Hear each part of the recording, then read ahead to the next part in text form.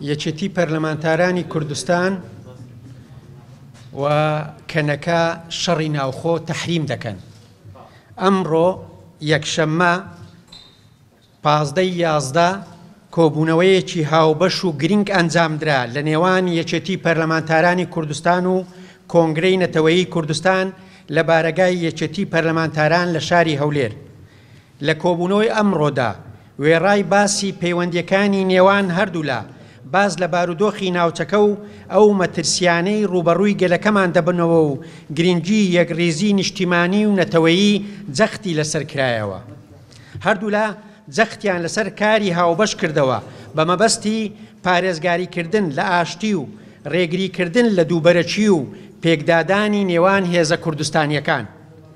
لێرەشەوە بۆ میدیا و ڕای گشتی ڕای دەگەینین کە کۆنگرەی نەتەوەیی کوردستان و یەکێتی پەرلەمانتارانی کوردستان بڕیاریان داوە بەیەکەوە کۆنفرانسی ڕاوێژی نەتەوەیی بەڕێگەی ئۆنلاین لە ڕۆژی دووشەممەی داهاتوو لە شەممەی داهاتوو لە 21/11/2020 ئەنجام بدەن بە بەشداری ژمارەیەکی زۆر لە سیاسەتوان و نوێنەری لایەن و ڕێکخراوە کوردستانیەکان و کەسایەتیە نیشتیمان پەروەرەکان لە هەر چوار پارچەی کوردستان.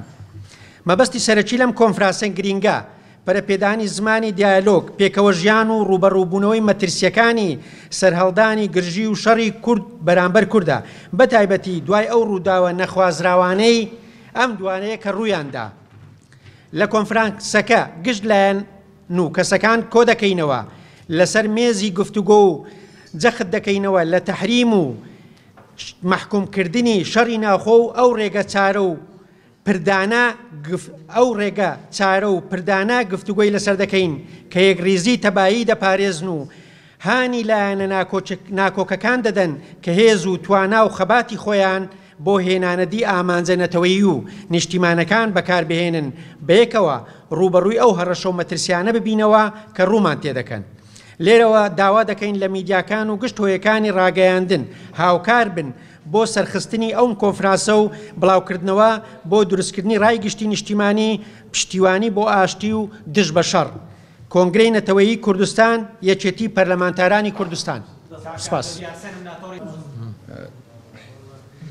هەواڵان ێژە چاپەمێنەی وراگیهاندن و گشت بخێراتنە وەکو هون دبینن جی کو شاندەیەکە کەنێکە کۆنگرەی نەتەوەیی کوردستان ji layani yekîtî parlamentarî Kurdistan hate pêşwazîkirin.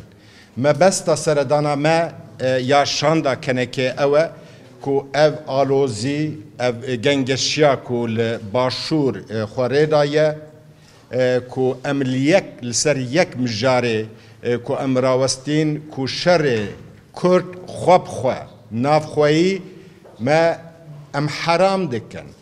Nabe bi tu şêwazî, bi tu rengî, bi tu şeklî ku şerê navxweyî pêk were. Ji bo ku em karibin derfetê diyalogê, danûstendinê, şirovekirinê an ji bo ku çareseriyeke ji vê aloziyê re peyda bike. Ev her du mijar ji bo terefan Yekîtiya Parlamenteranî Kurdistan Kongreya Neteweyî Kurdistan keneke gelekî girîng e.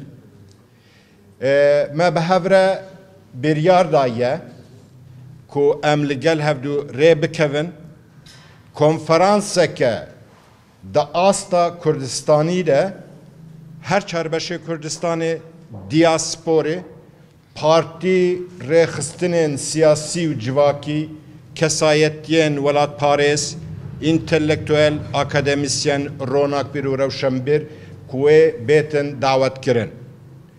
Me besta vê konferansê ew e ku em çareseriyeke mayende ji aloziyê di nava Kurd de peyda bikin ku bi tu rengî şerê navxweyî bercewendiyê Kurd û Kurdistanî tê de niye.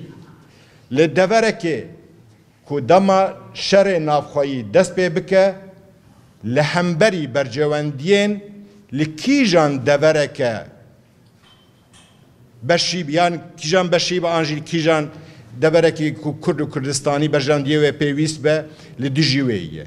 شر نافخوایی کامباخیه مالویرانیه کو ام تجاری ناپجرینن و حتانی کش دست ما به ام ریل بر شر کی نافخوایی بگن کنفرانس به هفدیتم به دیالوگ به چاره سرکرم به چه پیوست به یکیتی پارلمانترانی کردستان و کنگره نتوایی کردستان لسروی مجاری لحف کریه و ملگل هفدو کارو خبات بکن زور سپاس کن